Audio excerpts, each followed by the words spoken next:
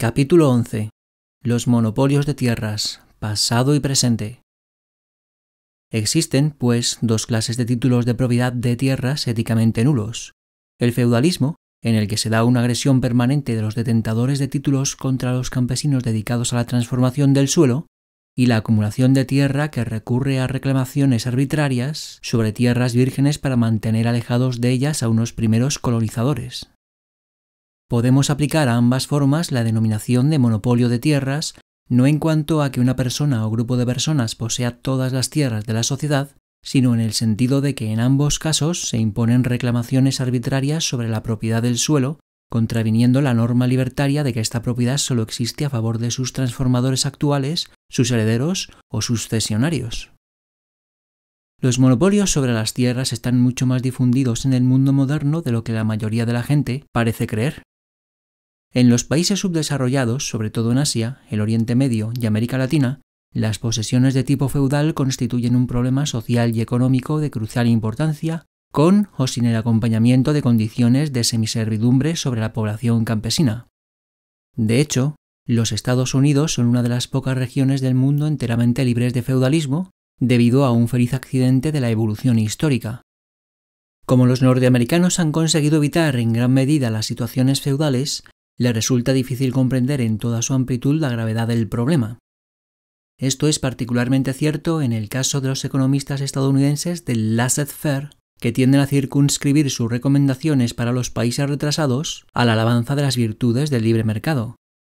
Pero estas alabanzas caen en oídos sordos porque este mercado libre de los conservadores norteamericanos no consigue poner fin al feudalismo y al monopolio de las tierras, ni traspasar los títulos de propiedad de las mismas, sin compensaciones, al campesinado. Y como la agricultura es siempre el sector más abrumadoramente destacado en los países subdesarrollados, solo puede implantarse en ellos un mercado verdaderamente libre y una verdadera sociedad libertaria fiel a la justicia y a los derechos de propiedad, poniendo fin a las injustas reclamaciones feudalistas de propiedad. Los economistas utilitaristas, basados en una teoría no ética de los derechos de propiedad, solo pueden recurrir a la defensa del status quo de hecho existente, fuera el que fuere. En nuestro caso, por desgracia, el status quo de la supresión feudal de la justicia y de cualquier tipo auténtico de mercado libre en el campo o la agricultura. Ignorar estos problemas acerca de la tierra significa que los norteamericanos y los países subdesarrollados hablan dos lenguas diferentes y que los unos son incapaces de comprender la posición de los otros. Los conservadores norteamericanos insisten en particular en resaltar ante los países retrasados las grandes posibilidades y la importancia de las inversiones privadas procedentes de los países avanzados y les incitan a crear un clima favorable a las mismas, de modo que no se vean sujetas al hostigamiento de los gobernantes. Todo ello es muy cierto, pero una vez más, a menudo es irreal dada la situación de estos países. Estos conservadores caen persistentemente en el error de no saber distinguir entre las inversiones exteriores legítimas del mercado libre y las basadas en concesiones monopolistas y en donaciones de vastas extensiones de tierras otorgadas por los estados subdesarrollados. En la medida en que las inversiones extranjeras se basan en monopolios y en agresiones contra el campesinado, en esa misma medida adquiere el capitalismo extranjero las características de los señores feudales y debe ser combatido con los mismos medios. El destacado intelectual mexicano de izquierdas Carlos Fuentes ha proporcionado una conmovedora expresión a estas verdades bajo la forma de mensaje al pueblo norteamericano. Vosotros habéis vivido 4 siglos de desarrollo ininterrumpido bajo estructuras capitalistas, mientras que los países latinoamericanos han tenido que soportar 4 siglos de subdesarrollo bajo estructuras feudales. Los orígenes norteamericanos se remontan a la revolución capitalista. Partieron de cero como una sociedad virgen totalmente identificada con los tiempos modernos sin el lastre del feudalismo. Latinoamérica, establecida a modo de apéndice del orden social ya en su ocaso de la Edad Media, heredó sus obsoletas estructuras, absorbió sus vicios y los convirtió en instituciones situadas en el borde exterior de la revolución del mundo moderno. Los latinoamericanos caminaron desde la esclavitud al latifundio, a la negación de derechos políticos, económicos y culturales para las masas. Una especie de aduanas frente a las ideas modernas. Los norteamericanos deben comprender que el drama de América Latina surge de la persistencia de aquellas estructuras feudales a lo largo de 4 siglos de miseria y estancamiento, mientras ellos se hallaban en el centro mismo de la revolución industrial y cultivaban una democracia liberal. No es preciso indagar mucho para hallar ejemplos de agresiones contra los campesinos y de monopolios en el mundo moderno. De hecho, son innumerables. Podríamos citar uno no muy alejado de nuestro hipotético rey de Ruritania. El Shah es dueño de más de la mitad de las tierras arables de Irán, país originariamente controlado por su padre. Sus propiedades abarcan 10.000 aldeas. Hasta ahora este gran reformador ha vendido 2 de ellas. Presenta un caso típico de inversiones extranjeras combinadas con agresiones contra la tierra una compañía minera norteamericana de Perú, la Cerro de Pasco Corporation. Hace 50 años, esta compañía compró legalmente los terrenos de una orden religiosa y en 1959 comenzó a invadir y apoderarse de las propiedades de los campesinos indios del contorno. Los indios de Rancas que se negaron a vender sus propiedades fueron asesinados por campesinos a sueldo de la compañía. Los indios de Yerus Yacán acudieron a los tribunales para poner coto a las tropelías de la compañía, pero gente pagada por esta incendió los pastos y destruyó las chozas de los aborígenes. Cuando estos, mediante una acción de masas no violenta, volvieron a tomar posesión de sus tierras, el gobierno peruano, por orden de los propietarios de Cerro de Pasco y de los latifundistas regionales, envió al ejército que invadió, asaltó, expulsó o asesinó a la población inerme. ¿Cuál ha de ser nuestro punto de vista respecto a las inversiones en países productores de petróleo, que son hoy día una de las formas más importantes de inversiones extranjeras en países subdesarrollados? El error más notable de la mayoría de los analistas es emitir o una aprobación total o un total rechazo, cuando la verdad es que la respuesta depende de que, en cada caso concreto, sean o no sean justos los títulos de propiedad. Cuando una compañía, nacional o extranjera, reivindica un campo petrolífero que ha descubierto y explotado, le asiste un justo derecho de propiedad privada en virtud del principio de colonización, y es injusto que el gobierno del país subdesarrollado imponga tributos o controles a la compañía. Y si el gobierno insiste en reclamar la propiedad del terreno mismo y solo concede a la sociedad explotadora el petróleo, esta pretensión gubernamental es, como veremos más adelante, ilegítima e inválida, porque en virtud de su función colonizadora, la compañía es la dueña auténtica, no simple arrendadora, del campo petrolífero. Por otro lado, hay casos en los que la compañía petrolífera se sirve del gobierno de un país subdesarrollado para hacerse otorgar por anticipado la concesión, en régimen de monopolio, del derecho a efectuar perforaciones en vastas extensiones de tierra, que incluye a veces el recurso a la violencia para expulsar a los competidores que tal vez intenten detectar la existencia de petróleo en aquella zona. En tal caso, como en el del ejemplo del empleo arbitrario de la violencia por parte de Crusoe para expulsar a Viernes, la primera compañía petrolífera está utilizando abusivamente al gobierno para convertirse en monopolista de la tierra y del crudo. Desde un punto de vista ético, toda nueva compañía que entra en la escena con el propósito de descubrir y perforar pozos de petróleo es su verdadero dueño en virtud de su labor de colonización del campo petrolífero. Y por supuesto, nuestro concesionario petrolero que utiliza el Estado para expulsar por la fuerza de sus tierras a los campesinos, como ha ocurrido por citar un caso con la Creole Oil Company de Venezuela, es, a fortiori, cómplice del gobierno en la posterior agresión contra los derechos de propiedad del campesinado. Llegados aquí podemos ya descubrir la gran falacia que se oculta bajo los actuales programas de reforma agraria de las regiones subdesarrolladas. Se trata de programas que incluyen, de ordinario, transferencias de las tierras menos fértiles de los terratenientes a los campesinos, acompañadas de una plena compensación a los latifundistas, generalmente financiada por los propios campesinos por la vía de las ayudas estatales. Si los títulos de los terratenientes son justos, cualquier reforma que se aplique en sus tierras es injusta, delictiva y confiscatoria. Si por el contrario los títulos son injustos, la reforma agraria es fútil y no llega al verdadero núcleo de la cuestión. En este segundo caso, la única solución correcta es la abrogación inmediata de dichos títulos y su transferencia a los campesinos. Por supuesto, sin compensación alguna para los agresores que se han hecho ilícitamente con el control de la tierra. Por tanto, el problema agrario de los países subdesarrollados solo puede solucionarse aplicando las normas de justicia que hemos expuesto en las páginas anteriores. Y esta aplicación requiere una investigación detallada y totalmente empírica de los actuales títulos de propiedad sobre la tierra.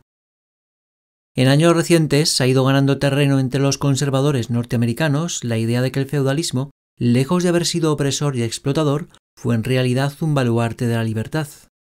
Es verdad que, como subrayan estos conservadores, no siempre el sistema feudal fue tan funesto como el despotismo oriental, pero la comparación está en Roma como sería argumentar que la cárcel es un castigo menos severo que la pena capital. La diferencia entre el feudalismo europeo y el despotismo oriental fue de grado, no de especie. El poder arbitrario sobre las tierras y sobre sus moradores estaba, en el primer caso, segmentado por los accidentes geográficos. En el segundo, todas las tierras de un país tendían a concentrarse en manos de un dominador imperial con la ayuda de su burocracia administrativa. Pero cuanto a su naturaleza intrínseca, existían grandes semejanzas entre ambos sistemas de poder y represión. En el despotismo oriental, un solo señor feudal tiene en sus manos una mayor concentración de poder. Cada sistema se configura así como una variante del otro y ninguno de los dos es, bajo ningún punto de vista, libertario. Ni hay tampoco razón ninguna para suponer que la sociedad se vea en la precisión de tener que elegir entre el uno o el otro, como si no existieran otras alternativas. La reflexión histórica sobre estas materias se adentró por una senda errónea de la mano de la historiografía alemana de finales del siglo XIX, concretamente representada por autores como Schmoller, Bucer, Ehrenberg y Sombart, que postulaban una estricta dicotomía y el consiguiente conflicto entre el feudalismo por un lado y la monarquía absoluta o el Estado fuerte por el otro. Afirmaban que el desarrollo capitalista exigía la monarquía absoluta y el Estado fuerte para superar las restricciones de los señores feudales locales y de los gremios. Esta dicotomía de capitalismo más Estado fuerte versus feudalismo contó con el apoyo de los marxistas que, desde su peculiar punto de vista, no establecían ninguna distinción especial entre la burguesía que utilizaba el Estado y la que actuaba en los mercados libres. Algunos conservadores modernos han hecho suya, en fechas recientes, aquella antigua dicotomía y la han convertido en faro de sus ideas. Consideran que el feudalismo y el Estado fuerte y centralizado son dos polos críticos opuestos, salvo que, para ellos, el feudalismo es la opción correcta. El error radica aquí en la dicotomía misma. La verdad es que Estado fuerte y feudalismo no eran instituciones antitéticas. El primero fue la prolongación lógica del segundo, con un monarca absoluto como supremo señor feudal. El Estado fuerte, tal como evolucionó en Europa occidental, no derribó las barreras impuestas al comercio por los señores feudales. Al contrario, las consolidó al sobreimponer sus propias restricciones centrales y sus pesados tributos al esquema de la estructura feudal. La Revolución Francesa, dirigida contra la viviente encarnación del Estado fuerte en Europa, pretendía destruir ambos feudalismos, el de las restricciones locales y el de las restricciones y los elevados impuestos de los gobiernos centrales. La verdadera dicotomía discurría entre la libertad por un lado y los señores feudales y las monarquías absolutas por el otro.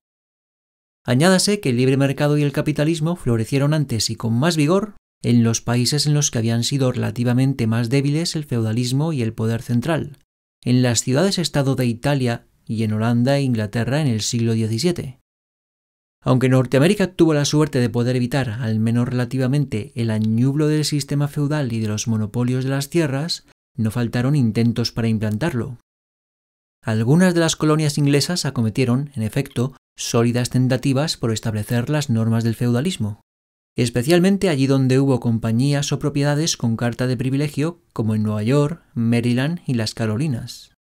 El intento fracasó porque el Nuevo Mundo ofrecía enormes territorios vírgenes y por consiguiente los numerosos receptores de monopolios y concesiones de tipo feudal, algunos de ellos de gran extensión, solo podían obtener beneficios a base de conseguir que la gente llegada al nuevo continente se asentara dentro de los límites de sus posesiones.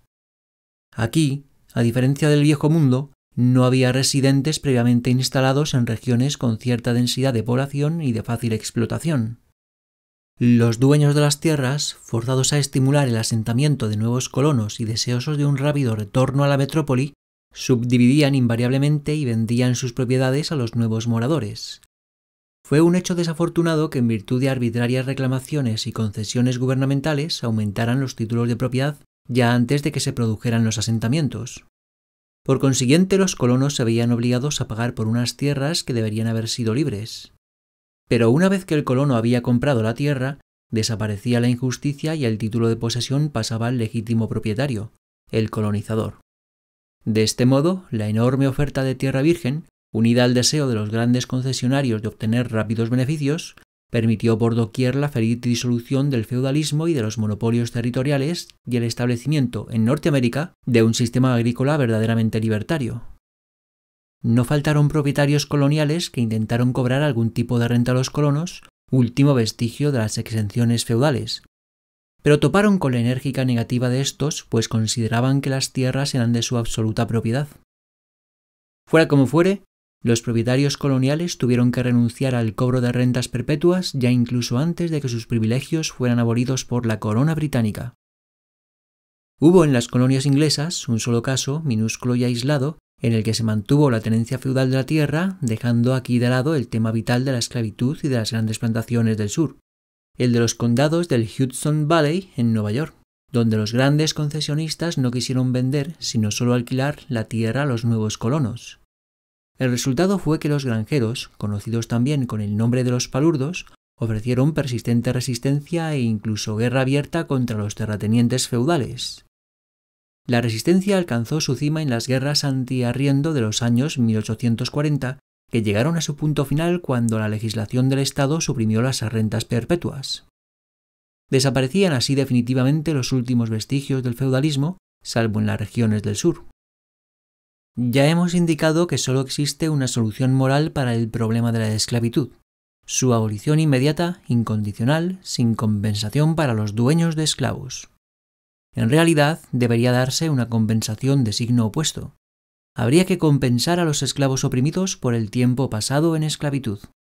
Una parte sustancial de esta compensación podría consistir en ceder las plantaciones no a los esclavistas, que apenas tenían títulos legítimos de propiedad, sino a los esclavos mismos, cuyo trabajo, según nuestro principio de colonización, se había mezclado con la tierra para poner en marcha los campos de cultivo.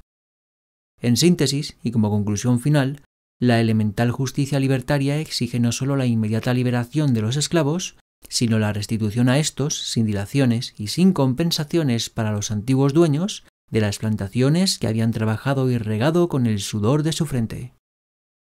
La realidad es que el victorioso norte cometió el mismo error que cuando el zar Alejandro concedió la libertad a los siervos en el año 1867. Quedaban libres los cuerpos de los oprimidos, pero las propiedades que habían trabajado y de las que merecían ser dueños quedaban en manos de sus antiguos opresores. Y conservando el poder económico, muy pronto los viejos señores volvieron a adueñarse de los ahora libres agricultores y granjeros. Los siervos y los esclavos tocaron la libertad con la yema de los dedos, pero se vieron cruelmente privados de sus frutos.